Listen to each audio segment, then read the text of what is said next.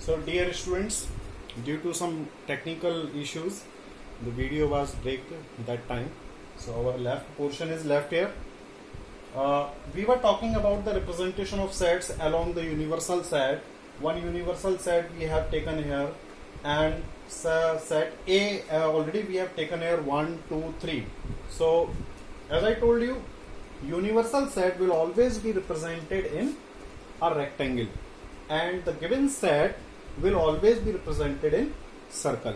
So you can see here this circle is for set A, and the elements are 1, 2, 3, 1, 2, 3, and the 1, 2, 3 are common element with A and universal set. So the left elements are 4, 5, 6, 7. We will represent these left elements in the rectangle, not in the circle, because these element does not belongs to A. These elements are belonging to U. So the left elements of universal set will be represented in the rectangle, inside the rectangle, and the element 1, 2, 3 of given set A will represent in the circle. I hope so. It must be clear to you all. Now another point left, it was the representation of two sets. Like set A, if two sets are given to us, let us take an example. A is equal A, B, C, and B. Set B, we take D and E. So these are the elements for set A, these are the elements for set B. It is clear to see, all of you, you can see nothing is common, no element is common here. But as per the previous rule, from here, the set A or set B, set C, all the sets will represented by the circle. So we are going to represent here, this circle is for set A and another circle will be for set B.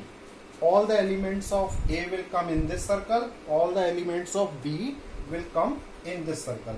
So by dot A, B, C, D and E. Now the two circles will be separated, because in case no element is common. Another case, it could be possible any one or two or more than two elements are common here. So how you will represent it? So in that case, suppose we are taking here common elements A, B, D, A, B, D, not C. So what actually we are doing, in what way we will represent it? D is common here, A and B are there in A, but A and B are not there in B. Here element E is given in B, but it is not given in set A. So for this kind of representation, we will intersect the both circle, no separation of the circle. This will for A, this will be for B. Now set A and B, this is the common portion for both sets. So D is the element which is common to both. So D element we will mark here, and D is already in A now. So left A and B which is not in B. So A and B we will represent here. Now E left. So E will represent here. In circle A, check the three elements A, B, D. Is it true? A, B, D. D is also in A. In circle B, D and E.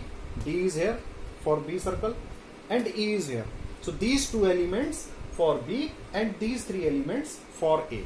So common element we will represent in this way. I hope so. It must be clear to you all. And also it could be possible universal set has been given to you here. A, B, as you know, universal set, all the elements will be there. D, E, F, A, B, C, D, E, F. So universal set we will represent in the rectangle. Some common elements are also here.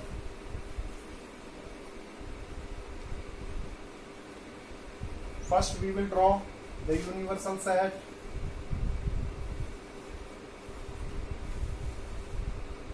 That is for U set A and B. Two sets we have to represent here.